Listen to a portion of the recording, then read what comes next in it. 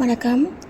ஆம், இந்த விதை அப்படிங்கிற டாப்பிக்கில் நம்ம பார்த்துட்ருக்கோம் பாருங்கள்.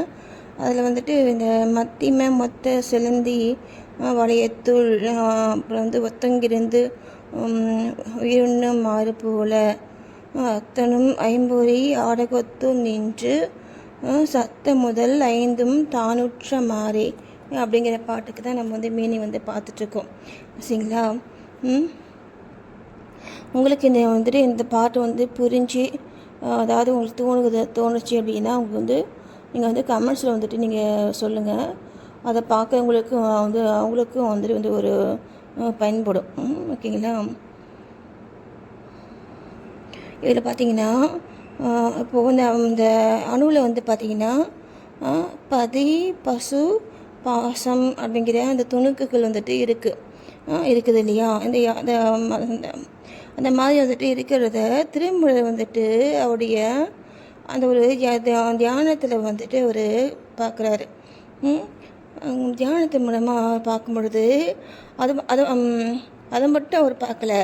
அந்த அணுவினுள் மேலும் காரண காரிய கருவிகளை, அதாவது தத்துவங்கள் மெய், இது எல்லாமே அவர் கணக்கிட்டு சொல்கிறார். கணக்கிட்டு கூட சொல்கிறார். பார்க்குறாரு அது இவ்வளோ இருக்குது, இத்தனை ப்ரொபோர்ஷன் இருக்குது அப்படிங்கிறத கணக்கிட்டு அவருடைய வலிமையினால் அவர் சொல்கிறார். பார்த்துக்கோங்க. அப்போ காரண காரிய கருவிகள் அப்படின்ட்டு சொல்கிறத பற்றி பார்த்தீங்கன்னா எங்கள் புக்கில் பார்த்திங்கன்னா 96, அதாவது தத்துவங்கள் சொல்கிறாங்க. 96 தத்துவங்கள் சொல்கிறாங்க. காரண காரியம், இதான் காரணம். எதுக்கு? இந்த காரியத்துக்கான காரணம். சரிங்களா? இப்போது அந்த தத்துவங்கள் 96 தத்துவங்கள் எங்கள் இந்த சித்தாந்தத்தில் சொல்கிறாங்க. சரிங்களா?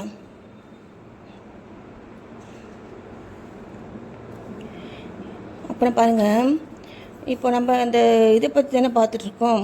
இந்த பதி பசு பாசம், இந்த சிலந்தி வளையத்துள். அதில் இப்போது அடுத்த பாட்டு ஒன்று சொல்கிறாரு. என்னென்னா 400 கோடியே 41,000 மேலும் மோர் 500 வேறா அடங்கிடும் பாலவை 96 உட்படும் அவை கோழியா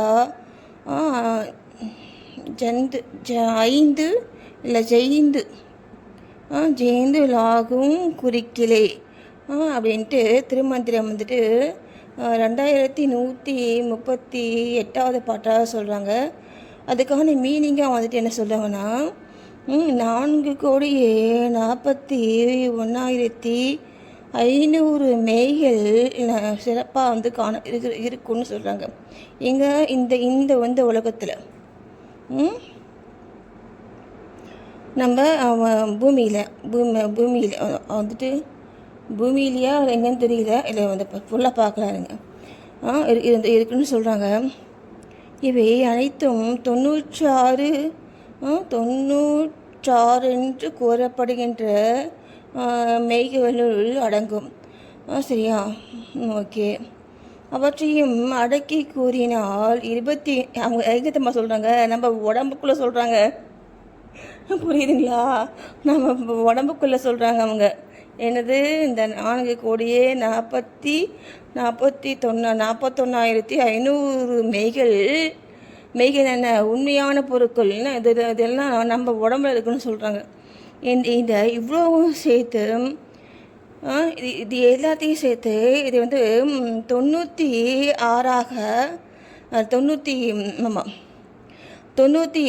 என்று அது ஒரு சுருக்கி சொல்கிறாங்க. சரியா? அதை இன்னும் ஒரு அடங்க ஒரு சுருக்கி கூறணும்னா அதை 25 சொல்கிறாங்க, 25 சொல்கிறாங்க. ஆனால் சைவர்களுக்கு 36 மெய்கள். சில செய்வர்கள் இருக்காங்க இல்லையா, சிவனை மட்டும் வந்து வந்து வணங்குறாங்க இல்லையா, அவங்களுக்கு வந்து பார்த்தோன்னா என்ன 36 மேய்கள் மட்டும்தான் இருக்கும். புரியுதுங்களா நான் சொல்கிறது? 36 தத்துவ மெய்கள் தான் இருக்கும். ஆனால் நார்மலாக ஆனால் எல்லாருடைய உடம்புலையும் 4,41,500 மெய்கள் இருக்கும் எல்லாருடைய உடம்புலையும். ஆனால் சிவனை வந்துட்டு வணங்குறவங்களுக்கு, ஏன்னா சித்தர்கள் அதே மாதிரி இந்த சித்தாந்தம் இதெல்லாம் பார்த்திங்கன்னா சிவனை வந்துட்டு வந்து ஒரு மேம்படுத்தி சிவனுடைய பெருமையை சொல்கிறதுக்காக இந்த பூமியில் வந்துட்டு வந்து உண்டானது இதெல்லாம், சரிங்களா? அது இந்த சித்தம் மொத்தம் வந்து பார்த்திங்கன்னா சிவன் கீட்டியது தான் வந்து வந்தது என்ன. அதனால்